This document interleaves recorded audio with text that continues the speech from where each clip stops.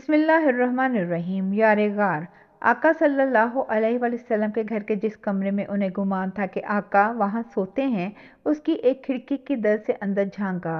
अंधेरे कमरे में चिराग रोशनी में आका सल्लल्लाहु अलैहि वसल्लम के बिस्तर पे उन्हीं की हजरमी चादर में लिपटने वाला गहरी पुरअमन नींद सो रहा था। वो भी धीरज रख के पैरे पे खड़े रहे। दीवार या दरवाज़ा फलांगना अरबों में कत्ल से बड़ा जुर्म समझा जाता था। वो तो कत्ल के इरादे से आए थे। घर में खवातीन की मौजूदगी में दीवार फलांग के कत्ल से बड़ा जुर्म क्यों करते। सुबह तक वहीं खड़े रहे। इधर आका सल्लल्लाहु अलैहि वसल्लम सैयदना अबू बकर रजी अल्लाह ताला अन्हु के घर पहुंच गए। सैयदना तैयार बैठे थे। एक लम्हे में दोनों घर के पिछवाड़े की खिड़की की तरफ लपके, जिधर दो सफ़ेद ऊँटनियाँ तैयार खड़ी थीं। सैयदना अबू बकर की बड़ी 27 साला बेटी अस्मा ने ज़ादे राह के लिए नाश्ता दान तैयार किया हुआ था। आका सल्लल्लाहु अलैहि वसल्लम और सैयदना की जल्दी में सफ़र पर निकलने को देख के अपनी लंबी कबा की कमर पर बंधे घुटनों तक लटके रिबनमा कमर पोश को खोल के उसी से डोरी बना के आका सल्लल्लाहु अलैहि वसल्लम का नाश्ता दान वाला थैला बांधा और ज़ातुल नतातीन का खिताब पाया। बाद में सैयदना अबू बकर के अंधे वालिद अबू कहाफा ने सैयदा अस्मा से पूछा, तुम्हारा बाप सारा माल असबाब साथ तो नहीं ले गया? कुछ तुम लोगों के लिए भी छोड़ा? तो सैयदा अस्मा ने जिस ताक में सैयदना अबू बकर अपनी जमा पूंजी रखते थे, उसमें कुछ कंकर पत्थर रख के ऊपर रुमाल डाल के नाबीना दादा अबू कहाफा का हाथ उस पर फेराया और कहा, दादा हमारे पास बहुत कुछ है। सैयदा अस्मा ने झूठ नहीं कहा था। जिनके वालिद मोहतरम को आका सल्लल्लाहु अलैहि वसल्लम की हमसफरी मिल गई हो, उनके पास ही तो सब कुछ था। आका सल्लल्लाहु अलैहि वसल्लम खिड़की से निकलकर अपनी 400 दिरहम में खरीदी हुई सफ़ेद ऊँटनी पे सवार हुए। उस ऊँटनी का नाम कस्वा था। दूसरी ऊँटनी पे सैयदना अबू बकर रज़ी अल्लाह ताला अन्हो, पीछे उन्होंने अपना बेटा अब्दुल्ला बिठाया। दोनों ऊँटनियों का रुख बजाय शुमाल मगरब में शहर यसरब के, उसके ऐन उल्ट जनूबी मशरिक में यमन की तरफ था। शहर मक्का से दूर जाते हुए आका सल्लल्लाहु अलैहि वसल्लम का दिल गमगीन था। आप सल्लल्लाहु अलैहि वसल्लम ने फरमाया, ए अल्लाह, आपने मुझे इस शहर से निकाला जो मुझे तमाम शहरों में ज़्यादा महबूब था। अब मेरी सुकून उस शहर में फरमाइएगा जो आपको सारे शहरों से महबूब हो। आका सल्लल्लाहु अलैहि वसल्लम मक्के से बाहर जा रहे थे। शहर मक्का से 4.5 किलोमीटर के फासले पे 759 मीटर की बुलंदी का एक पहाड़ है, जबल सोर। बुलंदी के लिहाज से मक्का की दूसरी तरफ के पहाड़ जबल नूर से भी 120 मीटर बुलंद। उस पहाड़ की बुलंदी पे भी एक गार है। उस वक्त भी वो इतनी ही थी जितनी आज है। दहाना जिसका 1 गज चौड़ा, दहाने के उल्ट में आधा गज की दर्ज, छत की चट्टान 6 फुट से ज़रा कम कद और आदमी कोई खड़ा हो तो सर गार की छत को छू ले। अंदर बस इतनी जगह कि 2 आदमी बमुश्किल पाँव फैला के बैठ सकें। गारे हिरा की तरह गारे सोर भी अल्लाह की तरह से टेलर मेड लगती है, एन साइज पे बनी। गारे हिरा के अंदर गुंजाइश ही एक की और गारे सोर में जगह सिर्फ 2 की। गार तक पहुंचने से बहुत पहले पहाड़ पे अंधेरी रात में चढ़ते हुए दोनों सफ़ेद ऊँटनियाँ वापस कर दी गईं, जिन्हें सैयदना अबू बकर रज़ी अल्लाह ताला अन्हु के बेटे अब्दुल्ला वापस ले गए। अब्दुल्ला के पीछे सैयदना अबू बकर रज़ी अल्लाह ताला अन्हु ने अपने गुलाम आमिर बिन फहीरा की एक जिम्मेदारी लगाई थी कि वो अपना कसीर बकरियों का रेवड़ इसी रास्ते पे चला के बज़ाहिर बकरियां चराता फिरेगा। मकसद ऊँटनियों के कदमों के निशानात गुम करना थे। आमिर बिन फहीरा को इसी वजह से सैयदना अबू बकर रज़ी अल्लाह ताला अन्हु ने सैयदना बलाल बिन रबा के साथ हिजरत नहीं करने दी। सैयदना अबू बकर रज़ी अल्लाह ताला अन्हु ने सारे इंतज़ामात तय किए हुए थे। बेटे अब्दुल्ला रज़ी अल्लाह ताला अन्हु के ज़िम्मे था कि वह शाम को आकर मक्का की सारी अहम खबरें बताएगा, दुश्मनों की चालों से आगाह करेगा। आमिर बिन फहीरा हर रोज़ अब्दुल्ला के आते जाते कदमों पे बकरियों का रेवड़ लिए उन्हें चराता फिरेगा और हर रोज़ गार में आकर बकरियों का ताज़ा दूध धो के पिलाएगा। वहाँ रहने के लिए उन्होंने कुछ दिन सोचे थे, कम अज़ कम उस वक्त तक जब तक उनको तलाश करने वाले थक न जाएं या अपनी तलाश का रुख उनकी तरफ से मोड़ न लें। इस सब के बाद असल सफ़र शुरू होना था। इस सफ़र में उन्हें जो राह दिखाने वाला मिला था वो मुसलमान न था, मुशरिक था भी आका सल्लल्लाहु अलैहि वसल्लम के दुश्मन आस बिन वाइल का हलीफ, मगर वो इतना बाएतबार था कि आका सल्लल्लाहु अलैहि वसल्लम अपनी ज़िंदगी के सबसे अहम सफ़र में सबसे पुरखतर रास्ते पे अपनी ज़िंदगी और पूरी मुमलिकत और सल्तनत की सलामती के लिए उसकी वफा पे इन्हसार कर चुके थे।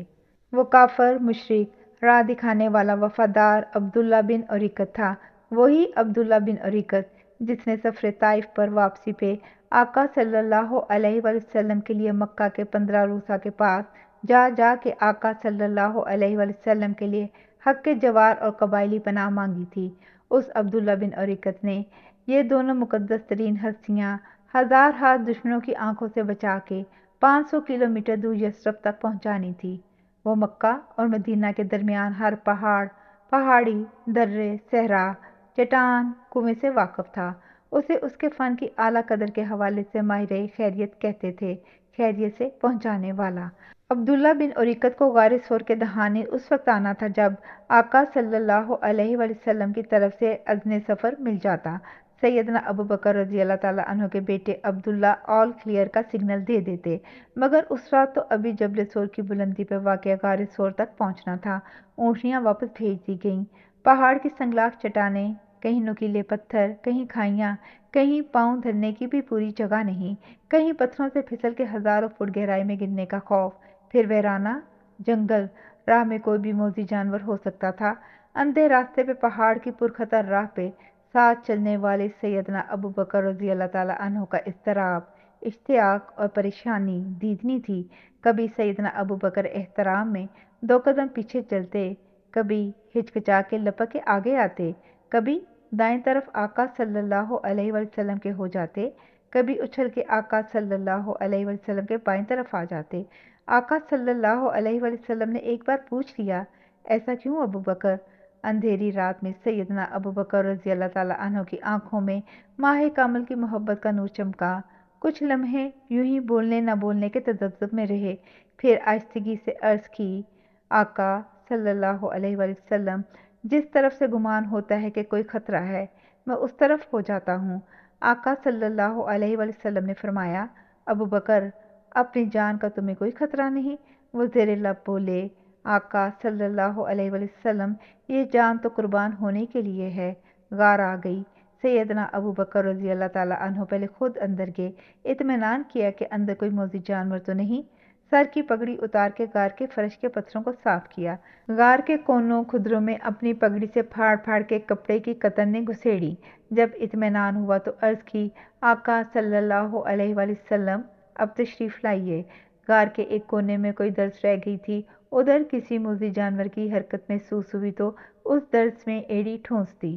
آقا صلی اللہ علیہ وآلہ وسلم تھکے ہوئے تھے۔ سیدنا ابوبکر رضی اللہ تعالیٰ عنہ نے آقا صلی اللہ علیہ وآلہ وسلم کو سینے کا سرہانہ بنا کے سلا دیا۔ ادھر غار کی درز میں متحرک کسی سانپ نے سیدنا ابوبکر رضی اللہ تعالیٰ عنہ کی ایڑی ڈس لی۔ درد سے سیدنا کا پورا جسم کانپا، مگر انہوں نے خود کو ہلنے نہ دیا، کہیں آقا صلی اللہ علیہ وآلہ وسلم کی تھکی آنکھ کھل نہ جائے۔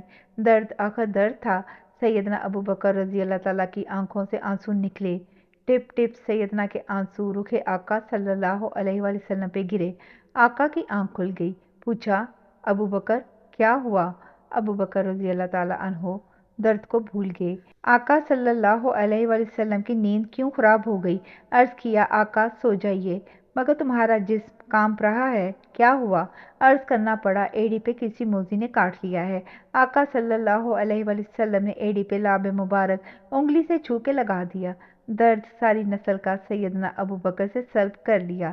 ساری زندگی سیدنا ابوبکر کو اس ایڑی میں درد نہیں ہوا۔ صبح ہو گئی۔ وہ رات 27 صفر 14 سال نبوی بمطابق 14 اگست 622 عیسوی تھی، جب آقا صلی اللہ علیہ وآلہ وسلم ہجرت کے لیے مکہ سے نکلے تھے۔ وہ گزر گئی۔ دن کو عبداللہ بن ابوبکر رضی اللہ تعالیٰ عنہ مکہ کی خبریں لے کر آ پہنچے۔ پتہ چلا ابو جہل اور اس کے ٹولے نے صبح کی سفیدی تک آقا صلی اللہ علیہ وآلہ وسلم کے دروازے پہ انتظار کیا، پھر بے صبر ہو کے اربوں کی صدیوں پرانی پرمپرا اور عزت و ناموس کے تحفظ کی رسم توڑ کے کھڑکی کے پٹ کھول کے کمرے میں داخل ہوئے۔ مقدس ہضرمی چادر کا پلو اٹھایا تو حیران، بستری محمد پہ سیدنا علی مرتضیٰ پرسکون سو رہے تھے۔ جگایا، پوچھا، کدھر گئے وہ؟ سیدنا علی اطمینان سے بولے، چلے گئے۔ ابو جہل اور اس کے کرائے کے قاتل ٹولے کی امیدوں پر پانی پھر گیا، غصے سے اول پول بکنے لگے۔ سیدنا علی رضی اللہ تعالیٰ عنہ نے کروٹ بدلی اور پھر سو گئے۔